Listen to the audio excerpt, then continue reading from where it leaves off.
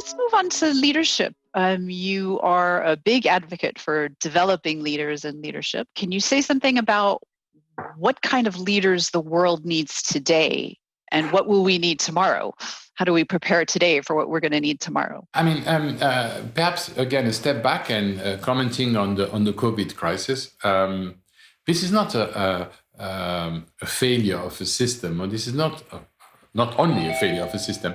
It's mostly a failure of leadership. The people who have led us through this crisis have not done it well. We all knew that a pandemic was on its way. People have been talking about this for quite a long time. Politicians were far too late to react, and they reacted in a way which is very disorganized. We don't have a united view about this. The only body who could have sort of provided guidance, the WHO, has been completely emasculated by a couple of its members who have sort of tried to undermine it at all levels. We hear of countries acquiring stocks of products, either tests or therapies in such big quantity, just in order to make sure that there's not enough for everybody, but just enough for them. And this sort of leadership does not take into account the globality of the problem. It just looks at specific interests. Now, I'm not sure that these are bad people. It's just that they've been told that the only thing that really matters is the satisfaction of the moment.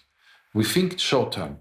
So we need to move into a different approach where we're going to be able to take into consideration before taking every decision, not only the immediate results, but also the impact on different things. And I'm coming back to the same thing, the three capitals, human, natural, and financial. We need to make sure that the leaders of tomorrow take a view which is a little bit more long-term than the one that we have at the moment. And for this, I initiated, outside of MAVA, a program at INSEAD, which is called the Global Institute for Business and Society. For those of you who don't know it, INSEAD is one of the leading business school.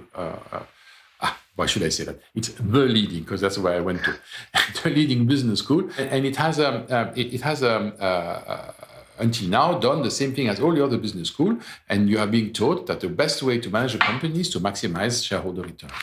Now, we all know that that's not the case. Measuring financial flows is not enough to describe the efficiency, efficacy, or whatever of a company. A company has a much larger footprint than its balance sheet or its profit and loss account.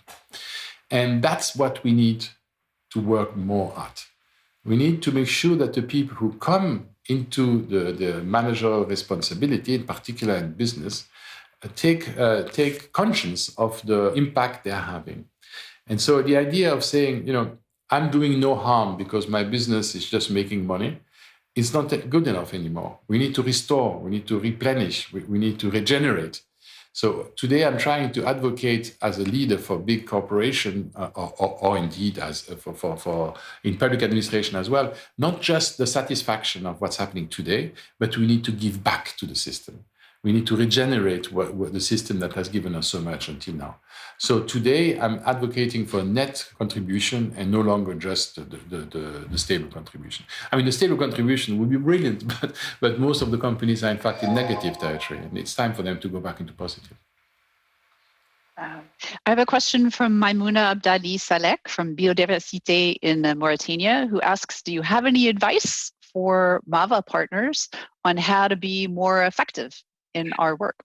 Well, I'm delighted to have a question from Mauritania. Mauritania is a country I really like very much, and I spend a lot of time. In fact, the saddle that you see here behind me, this is a camel saddle coming from Iwik, which I look at with great nostalgia quite often. I think that the key to all our partners, irrespective of Mauritania or not, is that they have to be aligned with the needs of the systems around them. Being right is not enough. You need to be able to carry people along. You need to be able to advocate in the right forum, in the right place, at the right time. The key to success for an NGO is to make yourself indispensable. And the best way of making yourself indispensable is to stick to what your original argument was. You don't need to go with the flow, you need to stick to your original belief. So if your idea is to get into a situation where we can protect one particular species, well, then go on doing that, because that's a massive contribution to biodiversity. The idea of doing what we call donor's drift, where you just wait for the donor to tell you what it is you're doing, that's not going to work. People want well-differentiated approaches to these things. So my advice would be to say that if you have identified a situation which needs addressing and you're addressing it successfully, then keep at it. Don't try to change just in order to satisfy any potential donors. Great, thanks. I love that. Being right is not enough. We need more along with that.